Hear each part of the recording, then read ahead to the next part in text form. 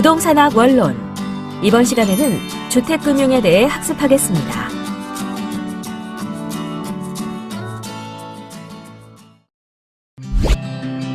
주택금융이란 실제로 주택을 건설하거나 구입, 증개축 혹은 대지를 조성하는 데 필요한 자금을 조달하여 공급하고 관리하는 것을 말합니다. 이러한 주택금융은 주택의 생산과 거래를 원활하게 하고 국민의 주거복지 수준을 향상시키고자 하는데요.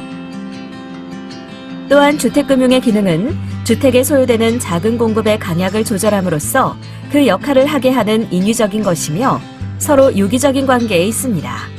그럼 지금부터 이러한 인프라를 잘 활용할 수 있도록 주택금융의 의 및 기능, 주택금융체계, 주택금융 관련 기관, 그리고 주택 구입 자금 및 노후 생활 자금에 대해 알아보도록 하겠습니다. 여러분 안녕하세요. 박정산입니다. 이번 시간의 학습 내용은 주택금융의 의의와 기능, 주택금융체계, 주택금융 관련 기관, 그리고 주택 구입자금 및 노후 생활자금입니다. 여러분은 이번 학습을 마치고 나면 주택금융의 의의 및 기능에 대해 설명할 수 있고 주택금융체계에 대해 설명할 수 있게 될 뿐만 아니라 주택금융 관련 기관과 주택 구입자금 및 노후 생활자금에 대해 설명할 수 있게 될 것입니다. 그럼 지금부터 학습을 시작하도록 하겠습니다. 주택금융의 의 및 기능.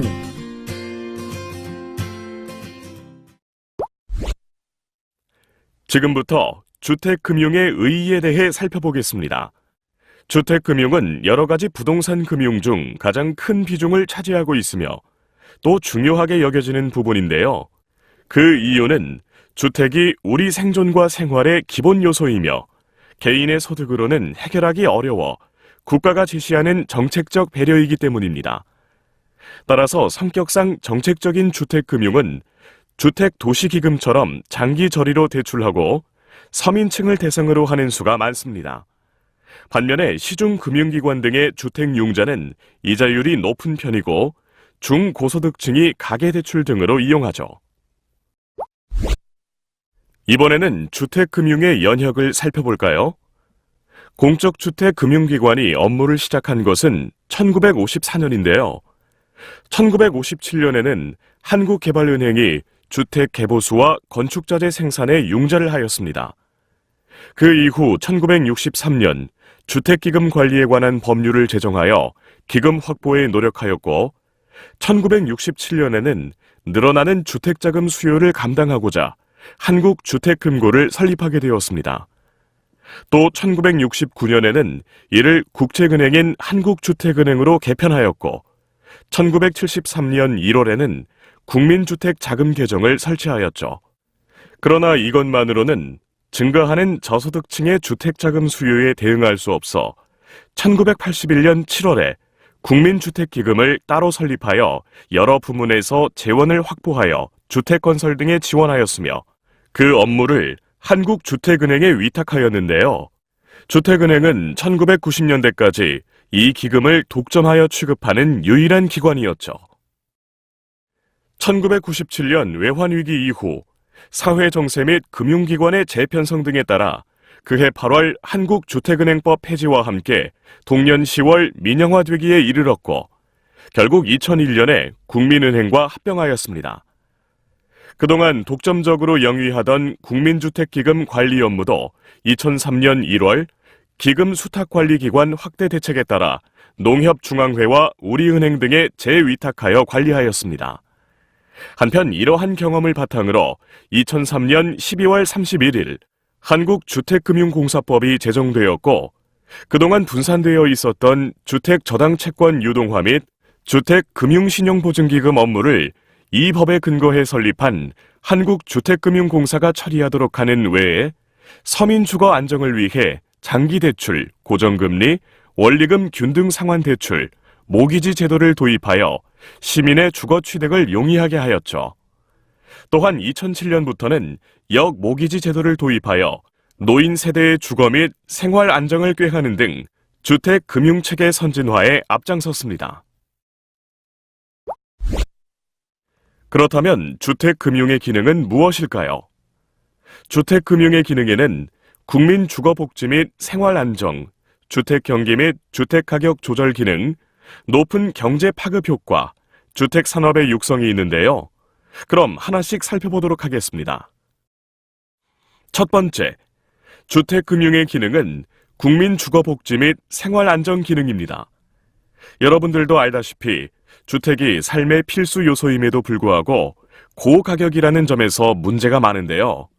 이러한 모순을 해결하기 위해 정부는 주택금융을 제도적으로 지원하고 있습니다. 구체적으로 주택금융은 소비자에게 구입자금을 지원하거나 주택 건설 사업자에게 건설 자금을 지원함으로써 부족한 자기 자금으로도 주택 구입 및 주택 건설을 가능하게 합니다. 또 스스로 주택 구입이 어려운 계층인 저소득층에게 임대주택을 제공하거나 전세금을 대출하여 소득을 재분배하는 효과도 있으며 주택을 소유하나 소득이 없는 노인 세대에게 역모기지 제도를 활용하여 생활자금을 공급해 줌으로써 주거와 생활을 안정시키는 역할도 하죠. 결국 주택금융은 사회 전체적으로 봤을 때 주거복지를 실현하고 사회 자체를 안정시키는 효과를 낳습니다. 다음으로 두 번째 기능은 주택경기 및 주택가격 조절 기능인데요. 이 기능은 주택금융은 주택의 수요와 공급에 영향을 미쳐 주택경기를 조절하는 것입니다. 즉, 수요자 금융은 주택 구입자의 구매력을 조절하여 주택의 유효 수요를 조절하며 공급자 금융은 주택 건설 사업자에게 주는 자금을 조절하여 그들의 주택 공급 능력을 통제할 수 있습니다. 만일 주택시장이 침체하여 주택 거래가 부진하면 수요자 금융을 확대하여 주택 수요를 증가시킴으로써 주택 경기를 활성화시킬 수 있으며 반대로 주택시장이 과열되어 주택 가격이 급격히 상승하면 수요자 금융을 감소하거나 혹은 공급자 금융을 확대시킴으로써 주택 경기를 진정시킬 수 있습니다. 세 번째로 살펴볼 기능은 높은 경제 파급 효과 기능입니다. 주택금융은 주택의 건설 과정에서 관련 산업을 활성화시키죠. 이는 주택이 건축물 중 가장 많이 건설되기 때문에 주택금융도 커질 수밖에 없고 결국 주택산업이 다른 산업에 미치는 파급 효과가 크다는 것을 의미합니다. 이러한 주택건설 산업은 1999년 기준 GDP의 27.3%에 해당하는 고정 자본을 형성하며 약 90만 명의 건설 노동자에게 일자리를 주는 산업으로서 생산 유발액은 7.1%, 고용 유발 효과는 5%, 부가가치 유발액은 7.3%가 되는 산업입니다. 이를 통해 주택금융이 경제에 미치는 효과는 대단히 크다는 것을 알 수 있습니다.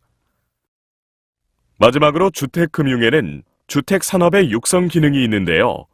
주택금융의 지원은 주택산업을 육성시키고 발전시킵니다. 이는 주택산업이 그 특성상 자기자본 비율이 낮아 금융지원이 부족하면 주택 건설량이 적어질 수밖에 없으므로 주택금융지원을 통해 결과적으로 주택산업의 경영구조를 개선시킬 수 있는 것이죠. 따라서 주택건설사업자와 건축자재 생산업자에게 금융지원을 하면 그만큼 산업이 육성되고 그에 따라 생산 능력도 향상됩니다. 주택금융 체계.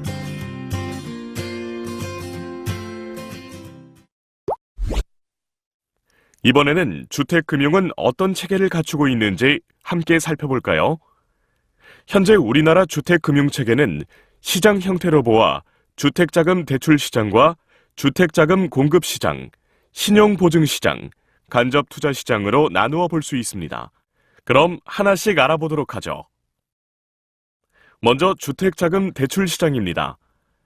주택금융이 발달되지 않은 국가에서는 주택자금 대출기관이 직접 자금을 조달하여 수요자에게 공급하는데요. 이처럼 예금 수취형 금융기관이 자금을 조달하여 주택자금 수요자에게 대출해주고 그 대신에 주택저당채권을 취득하게 되는데 이러한 대출자와 차입자 간의 관계만으로 형성된 미분화된 금융시장 구조를 주택자금 대출시장 또는 1차 주택저당 대출시장이라고 합니다. 이 구조에는 여러 기금이 있는데요.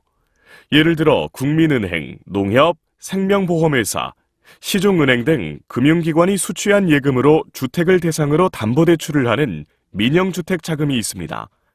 이 민영주택 자금은 1967년 제정된 한국주택은행법에 근거하여 설립된 주택은행의 서민 주거 안정을 위한 주택자금의 효율적 조성과 공급을 목적으로 한 민영주택 자금과 1967년부터 시행된 생명보험회사의 보험가입자에 대한 주택자금 대출금, 1987년에 제정된 근로자 주거안정법에 의해 전 시중은행이 취급하고 있는 주택자금 시장을 구성하는 자금입니다.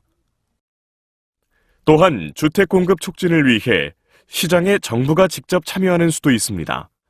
1981년에 제정된 주택건설 촉진법에 근거하여 무주택 서민을 위한 공공주택 건설에 필요한 기금 조성을 목적으로 설립된 국민주택기금이 바로 그것이며 2015년 주택도시기금으로 명칭을 변경하여 서민주택 건설 지원 및 도시재생사업 등에 지원하고 있습니다.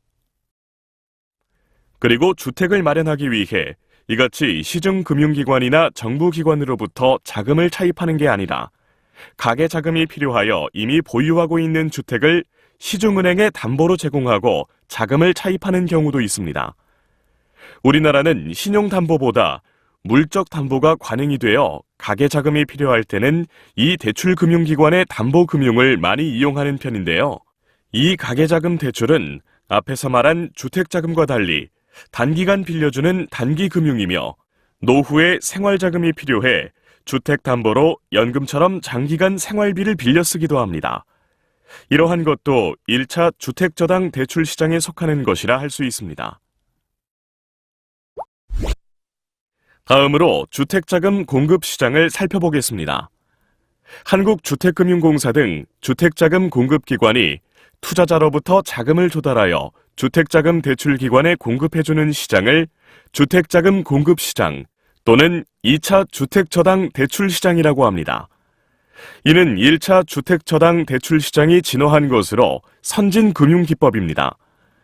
이때 주택자금 공급기관은 주택자금 대출금융기관에게 자금을 주는 대신 대출금융기관이 대출급부로 취득한 저당권을 넘겨받아 이것을 증권 혹은 채권으로 바꾸어 투자자에게 팔아 자금을 마련합니다.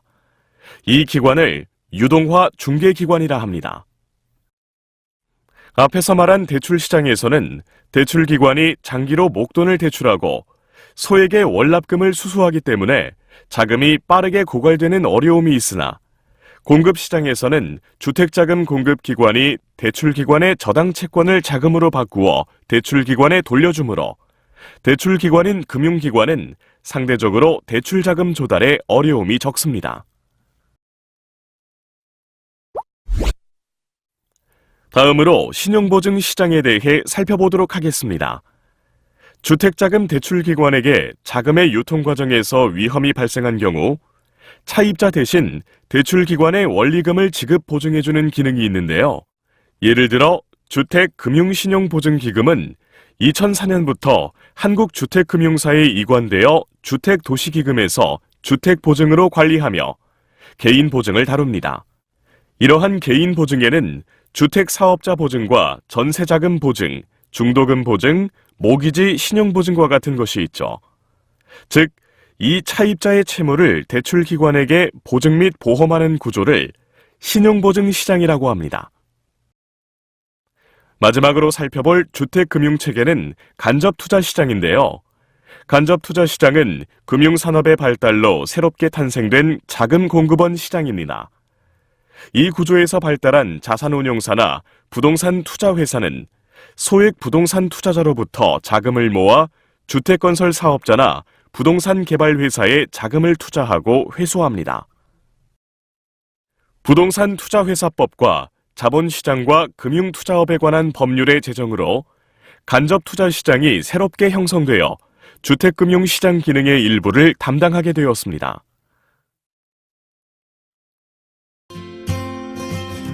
주택금융 관련 기관.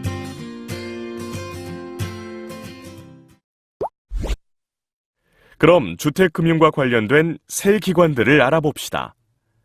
이 기관에는 한국주택금융공사, 주택보증회사, 시종은행 및 생명보험회사 등이 있습니다. 첫 번째, 한국주택금융공사는 무주택 서민의 내 집 마련을 돕기 위해 한국주택금융공사법에 근거하여 설립된 기관으로서 주택담보 장기대출 업무와 주택저당채권의 유동화 및 주택금융신용보증 업무, 그리고 역모기지 업무를 수행하는 곳입니다. 이 기관은 선진국에서 발달한 모기지론 제도를 도입하여 무주택 가구의 주택 구입을 쉽게 할 뿐 아니라 주택을 소유한 노인 세대가 안정된 노후 생활을 할 수 있도록 하는 역할을 하고 있습니다. 그렇다면 주택도시보증공사는 어떤 기관일까요? 이 기관은 분양받은 주택의 완공을 보증해주는 분양보증회사인데요. 원래는 주택건설사업자들이 주체가 되어 1993년 4월 주택사업공제조합으로 설립하였지만 이후 주택구입자의 보호, 주택건설사업자에 대한 경제적 지원, 그리고 보증채권자의 경제적 보호를 그 설립 목적으로 하였습니다. 한편 이 기관은 주택도시기금 전담 운용기관이기도 합니다. 주택도시기금이란 주거복지 증진과 도시재생 활성화 지원을 위해 조성한 기금을 말하며 임대주택 건설자금이나 서민 전세자금, 주택구입자금 융자 및 도시재생 사업 등을 지원하고 있죠. 또 주택도시보증공사가 제공하는 보증상품은 크게 개인보증과 기업보증으로 나뉘는데요. 개인보증에는 전세금 보장보험의 하나인 전세보증금 반환보증이나 리모델링 자금보증 등이 있고, 기업보증에는 주택분양보증이나 건설자금 대출보증, 하자보수보증, 주택임대차보증 및 조합주택 시공보증 등 다양한 보증 상품이 있습니다. 마지막으로 시종은행 및 생명보험회사를 살펴볼까요? 시종은행 및 지방은행 중 일부 은행은 주택담보 구입 및 전세자금과 같은 직접 주택자금을 공급하는데 이 부분의 금융 비중이 상당히 큽니다. 과거에는 주택은행이 주택금융을 전문으로 취급하는 특수은행이었으나 민영화와 국민은행과의 합병을 통해 시종은행에서도 국민주택기금을 관리하고 또 민영주택 자금을 조성하여 대출하는 것이 가능해졌습니다. 뿐만 아니라 생명보험회사에서도 주택자금을 취급하고 있는데요. 즉, 저축시장에서 자금을 조달하여 민간주택 건설이나 주택구입 자금을 대출해주고 있습니다. 최근에는 산업자금에 대한 수요가 감소하고 또 주택자금 대출의 자산 운용이 안정적이기 때문에 시종은행 및 생명보험회사에서 주택자금을 확대하는 경향이 있습니다. 뿐만 아니라 주택자금 대출은 BIS 산정 시에도 유리하게 가산점을 주고 있어 이것도 주택자금 대출을 확대시키는 역할을 하고 있죠. 주택 구입 자금 및 노후 생활 자금. 그럼 먼저 주택도시기금을 살펴보겠습니다. 주택도시기금은 국민의 주거생활 안정과 주거수준 향상을 도모하고 수립하는 정부의 주택종합계획을 효율적으로 뒷받침하며 이에 필요한 자금 확보 및 원활한 공급을 위해 설치하였습니다. 만약 주택도시기금을 대출받아 활용할 경우 시중은행보다 대출금리가 낮아 금융비용 부담을 줄일 수 있고 장기주택 구입자금에 대해 소득공제를 받을 수 있기 때문에 금리 인하 효과를 얻을 수 있습니다. 또 시중은행의 CD금리에 연동되는 일반 대출보다 금리 변동의 위험이 적고 중도에 상환하여도 추가로 부담하는 중도 상환 수수료가 없는 등의 장점이 있습니다. 정부가 제시하는 이 기금의 운용 방향은 주택종합계획상 건설에 필요한 자금의 확보와 공급, 무주택 서민의 국민주택 건설 자금 및 중도금 지원 확대, 기금 사업의 효율적 운용을 위한 융자 조건 등 제도 개선 촉진 등으로 요약됩니다. 주택도시기금의 재원에는 국민주택채권, 입주자 저축 조성자금, 복권 수입금, 정부의 일반 회계 출연금 또는 예수금, 공공자금관리기금의 예수금, 재건축 부담금 중 국가귀속분, 국민연금의 조성기금 등 기금 또는 자금의 예수금, 주택개정의 회수금, 이자 수입금과 주택계정 운용 수익, 유동화로 조성한 자금 등이 있습니다. 그렇다면 이 기금의 용도로서 어떤 것들이 있을까요? 먼저 출자 또는 융자의 용도로 사용되고, 둘째, 주택도시기금이 특별회계 출연 용도로 쓰이거나, 셋째, 임대주택 공급 촉진을 위한 증권 매입의 용도로 사용되며, 마지막으로 원리금 상환과 관련된 용도로 사용됩니다.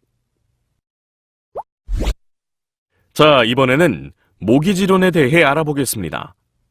한국주택금융공사의 모기지론은 주택도시기금 조성 및 대출 방식과 달리 투자자로부터 자금을 조달한 후 그것을 금융기관을 경유해 주택 구입자에게 직접 융자해주는 점에서 민영주택 자금 대출 구조와 소비자 금융으로 간주할 수 있습니다. 이는 고정금리 상품으로 향후 금리 상승의 위험을 피하고자 하는 고객에게 적합한 주택 구입 자금인데요. 이 주택 자금은 투기지역 지정 여부에 상관없이 주택담보가치의 최대 70%까지 대출해주며 기간은 10년, 15년, 20년, 최장 30년, 금액은 최대 5억 원까지 대출해줍니다. 이러한 모기지론의 대출 업무는 시중은행, 지방은행, 보험회사 및 저축은행 등에 위탁하여 관리합니다. 상환 방법은 원리금 균등 상환 방식으로 대출 이자가 고정식이며 무주택 서민을 위한 주택금융이므로 국민주택 규모인 85제곱미터 이하인 주택만 대상으로 하며 원리금 상환액도 대략 소득분의 3분의 1 범위 안에서 대출해줍니다. 금융기관으로부터 융자금을 대출받으면 원금과 이자를 상환해야 합니다. 그 방법은 여러 가지가 있으나 기본적인 방법으로 세 가지를 살펴보도록 하죠. 첫째, 원리금 균등 분할 상환 방식은 대출 융자금 원금과 이자를 융자 기간 동안 매달 같은 금액으로 나누어 갚아가는 방식이며, 이자는 변동 이자율이 아닌 고정 이자율입니다. 초기에는 원금이 많이 남아 있으므로 이자를 많이 지급해야 하나 상환할수록 대출 원금이 줄어들게 되므로 이자도 점차 줄어듭니다. 따라서 후기로 갈수록 이자 부담은 적어지나 원금 상환 비중은 커집니다. 이 상환 방식은 한국주택금융공사에서 시행하는 모기지론에서도 채택되고 있으며 주택 구입 시 장기 저리로 대출받는 경우 대개 이 방식을 많이 이용합니다. 둘째, 체감식 분할 상환 방식은 대출 원금을 융자 기간으로 나눈 할부 상환금에 월별 잔고 이자를 합산하여 상환하는 방식입니다. 즉, 원금 상환금은 일정하나 이자는 시간이 지남에 따라 적어지게 되는데요. 이는 갚아나가면서 융자 잔고 금액이 줄어들기 때문입니다. 따라서 원금 균등 상환 방식은 초기에 월 부금이 많이 지급되고 후기에는 점차 줄어들게 됩니다. 이 방식은 시중은행 장기주택 담보대출 상품에 많이 쓰이며 변경된 일부 분할 상환 방식과 같이 쓰입니다. 마지막으로 셋째는 체증식 상환 방식으로서 이 방식은 초기 상환액이 적고 기간이 경과함에 따라 점차 상환액이 증가되는 방식입니다. 초기에 소득이 적고 나이가 들면서 소득이 많아지는 젊은 사람에게 적합한 상환 방식입니다. 그럼 융자금 상환 기간에 대해 알아볼까요? 주택 저당대출의 특징 중 하나는 장기간에 걸쳐 상환하는 점입니다. 즉, 월납식 장기저리인 점이 특징이라는 것이죠. 월부금은 상환기간 중 원금과 이자를 함께 매달 대출기관에 납입하는 금액이며, 이 월부금의 현가 총액은 융자 원금과 같은 금액이 되는데요. 상환기간이 길어질수록 매월 상환금, 즉 월부금은 적어지므로 차입자의 매월 상환 부담 또한 적어집니다. 그래서 주택 배분을 위한 정책금융은 상환 기간을 길게 하고 있습니다. 그렇다면 상환 월부금 계산은 어떻게 할까요? 모기지론을 예로 설명해 보기로 하겠습니다. 이것은 원리금 균등 상환 방식이고 고정 이자율입니다. 매월마다 상환할 원리금 금액은 다음 식으로 구하는데요. 즉, 월부금을 계산할 때는 융자 원금과 월부금의 현재 가치 합계액을 동등하게 하여 계산합니다. 융자 금액이 1억 원이고 연간 7.0% 이자율로 20년간 대출받는다고 하면 다음 일식이 성립합니다. 그리고 이를 월부 상환 공식으로 표기하면 이식과 같이 됩니다. 따라서 이 공식에 의한 연간 이자율 7%, 20년 상환 기간의 월부 상환 계수는 복리표를 이용하면 0.007753이며 융자 금액에 바로 복리표의 월부 상환 계수를 곱하면 월부금 77만 5,300원이 계산됩니다. 자, 그럼 마지막으로 노후 생활자금과 역저당제도에 대해 살펴봅시다. 고령자가 생활비를 조달하는 방법은 여러 가지 방안이 있으나 자가주택을 이용하는 방법이 있습니다. 자택에 살면서 그것을 담보로 자산을 유동화하는 고령자 자산 활용, 부동산 담보연금, 역저당융자 등 역저당제도를 이용하는 방법이죠. 우리나라도 최근 주택연금이라 하여 이 제도를 도입하였습니다. 주택 구입이나 신축 시 대출하는 금융과 달리 고령자들이 대출 상환이 끝난 본인 명의 주택을 담보로 생활비를 연금식으로 받아 쓰는 제도이죠. 집은 있으나 소득이 부족한 고령층에게 주거 안정과 생활 안정을 동시에 보장해주고자 도입한 제도로서 한국주택금융공사에서 2007년 7월부터 판매하였으며 근거법은 한국주택금융공사법입니다. 이 역저당 대출은 노년층이 자기 주택의 소유권을 담보로 매월 돈을 받아 생활비, 주택 개량비, 의료비 등에 지출하도록 한 대출이며 가입자가 사망하면 그 주택을 처분해서 그때까지 빌린 돈을 일괄해서 갚는 방식을 취합니다. 또 대출 만기까지 소유권이 소유자에게 있으며 대출금을 상환하면 소유자의 변동이 없고 만기에 대출을 변제하지 못하면 대출기관이 저당권을 행사하여 집을 매각하여 대출금을 상환합니다. 그렇다면 주택연금 이용 자격은 어떻게 되어 있을까요?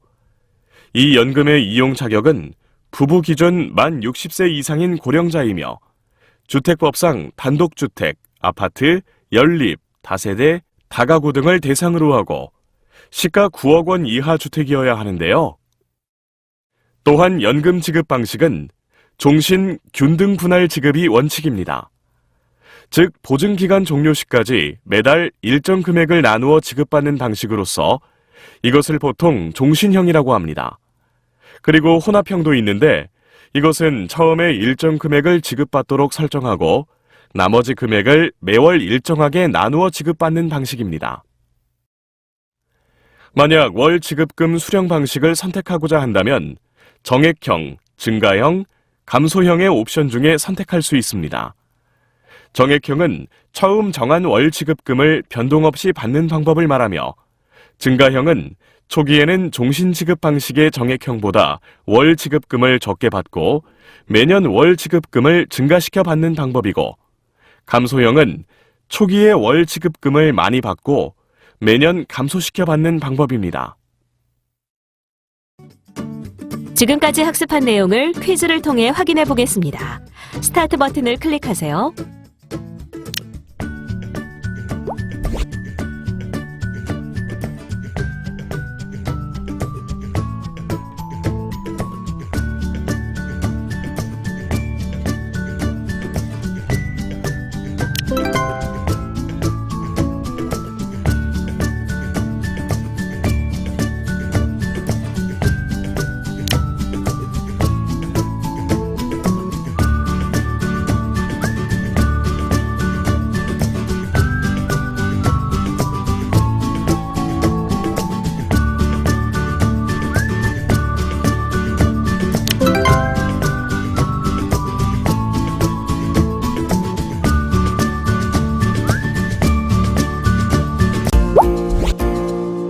지금까지 학습한 내용을 정리해 보겠습니다. 학습을 상기하면서 내용을 확인하세요.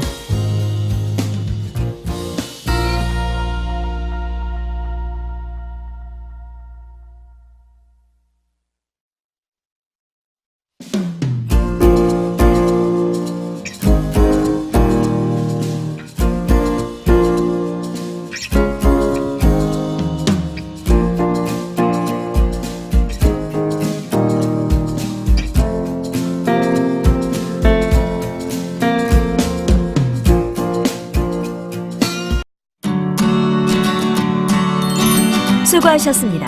이것으로 주택금융에 대한 학습을 마치겠습니다. 다음 시간에는 주택 저당채권 유동화에 대해 학습하겠습니다.